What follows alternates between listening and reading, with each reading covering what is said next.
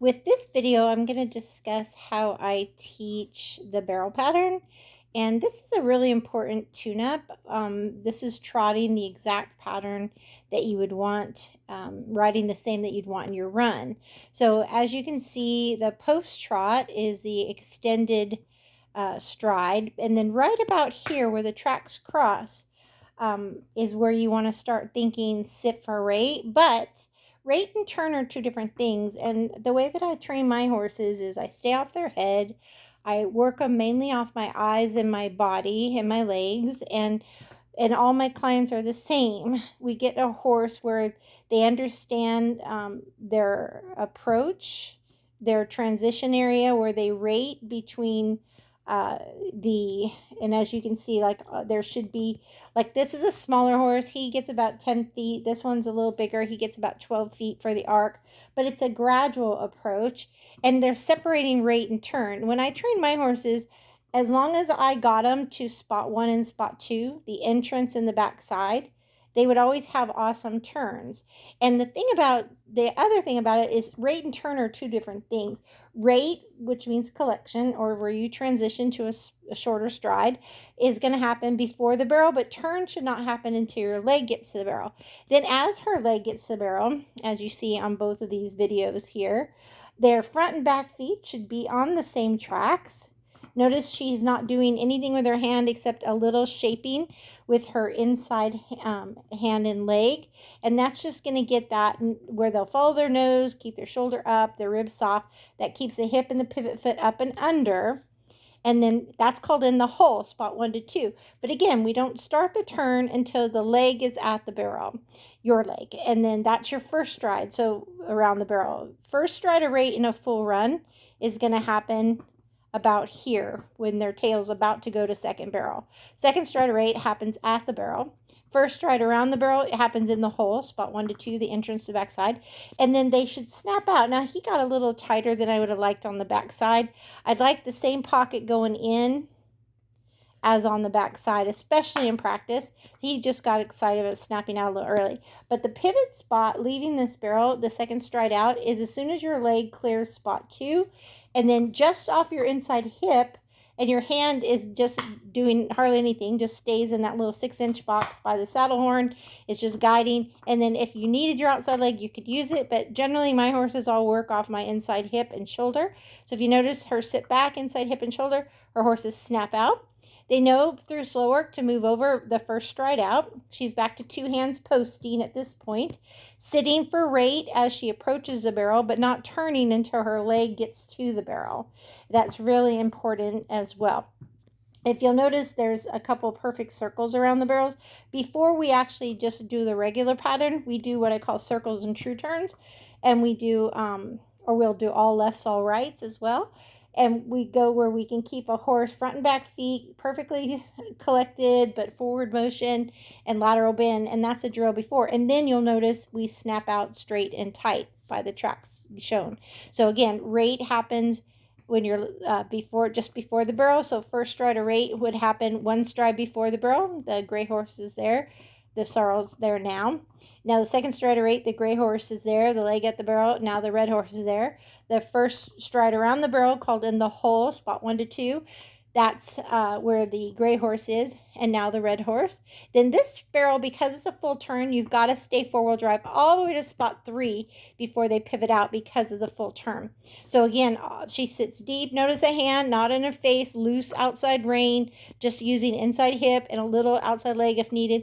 Nice straight line to the next barrel. Again, keeping a horse balanced by your shoulders being level, your shoulders are level, your hips are level. All of those things matter biomechanically, and keeping your horse balanced between your hands and your legs. All those things matter. And again, everything you do at a walk, a trot, a lope should be the same to your horse. So it's education with speed from a lope to a high lope, slow run, fast run.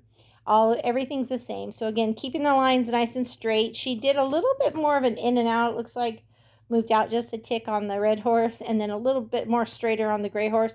Again, rating first strider rate. Let me catch the red horse up. There we go. Now first strider rate for both of them right there, and then second strider rate. Oops, the gray horse is still a little bit ahead there.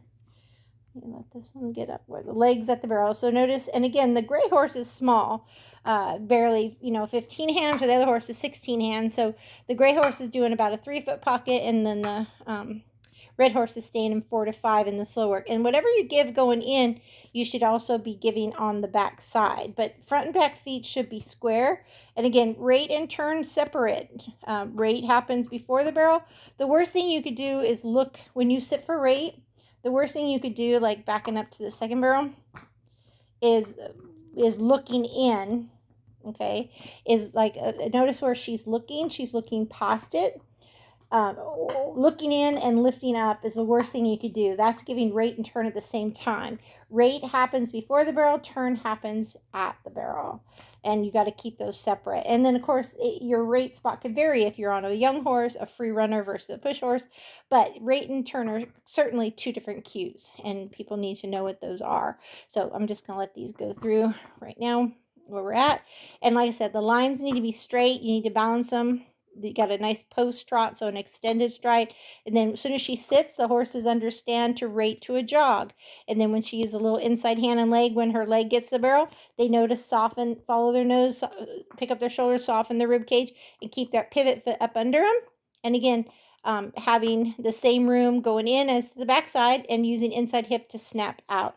So that's just an example of how I would teach the barrel pattern for a barrel horse after all the basics are solid. You want to have a solid foundation first, and then again, if it's a short score, you might just go 1 or 2 strides towards third up the middle, and then head to your arc. Arc's going to vary from 1 horse length to 2 horse length, or think 8 feet to 15 feet depending on the individual horse. And then somewhere in this position is when the rate's going to happen. And your pocket going in and on the back side is going to range from 3 to 5 feet, again, depending on the horse's size, stride, and style.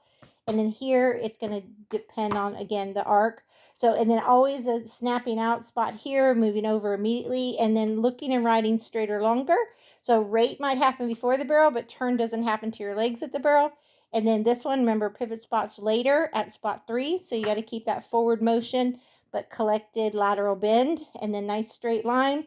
Usually you'll rate third a little earlier, but don't, again, turn into your legs at the barrel.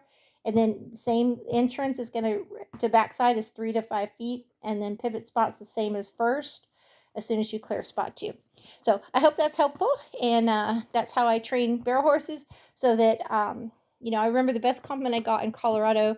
I worked with Kelly Conrado and Ed Wright, and he would say, I don't get in their way. And I took that as I'm very specific about where I put my horses, and I trust them when I get there. I trust my training. So be specific about your spots. And to me, as long as I got my horse to their arc, their spot 1, spot 2, spot 1, spot 2, spot 1, spot 2, they took care of me. As long as I got them to those spots, they were trained well enough that I could trust them in the turn because I got them to their spots, and just be in the moment for everything else. And I don't like to ride with hands. I stay off their head. And again, as I mentioned, I like to ride with my eyes, my body, my voice, my legs. So I hope that helps. Thank you.